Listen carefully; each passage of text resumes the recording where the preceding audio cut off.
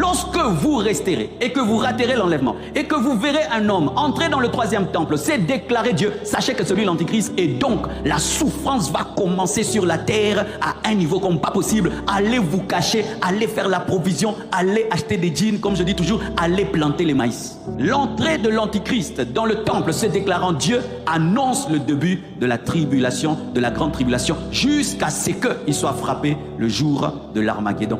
Donc ce temple est un signal fort à la fin des temps, parce que c'est ce temple-là qui va annoncer le début du règne de l'Antichrist, parce qu'avant qu'il n'entre en fonction, il doit commettre une abomination contre Dieu. Et d'ailleurs, c'est quand les Juifs vont le rejeter, parce que n'oubliez pas, j'avais dit, pendant un temps, l'Antichrist sera reçu comme étant un homme de paix. Mais lorsqu'il va commettre une abomination dans le temple et se déclarer Dieu, les Juifs vont dire ça, ce n'est pas normal, c'est quand il va commencer à persécuter et à tuer Israël. Malheur aux femmes qui seront enceintes et à celles qui allaiteront ce jour-là. Pourquoi? Elles ne sauront pas courir, elles auront des bébés. Priez pour que votre fuite n'arrive pas en hiver, ni un jour de sabbat. C'est-à-dire pour que les circonstances soient favorables pour fuir, car alors la détresse sera si grande, la tribulation, qu'il n'y en a point eu de pareil depuis le commencement du monde jusqu'à présent, qu'il n'y en aura jamais. Jésus-Christ lui-même dit, ce sera les débuts des souffrances qui n'ont jamais été sur la terre depuis que le monde est monde. Et cela sera annoncé où? Dans un temple par un homme qui se déclare Dieu.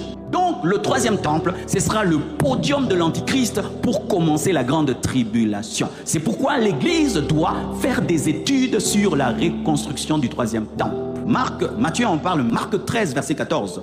Lorsque vous verrez l'abomination de la désolation établie là où elle ne doit pas être, c'est-à-dire le temple saint, que celui qui lit, c'est-à-dire il y aura des Bibles et des gens qui lisent la Bible même après l'enlèvement. Gardez vos Bibles en papier. Amen. Que celui qui lit fasse attention, alors que ceux qui seront en Judée fuient dans les montagnes. Que disent les épîtres à ce sujet? 2 Thessaloniciens 2, verset 3, la Bible dit: que personne ne vous séduise d'aucune manière, car il faut que l'apostasie soit arrivée auparavant.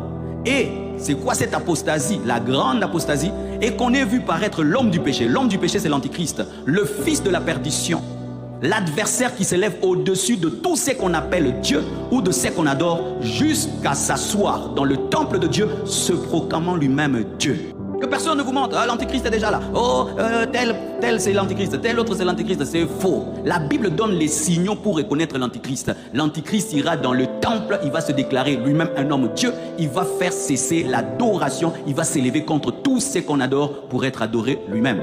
Pour l'instant, il n'y a que des petits antichrists comme Antiochus Épiphane, des Nérons qui sont des préfigurations de l'Antichrist.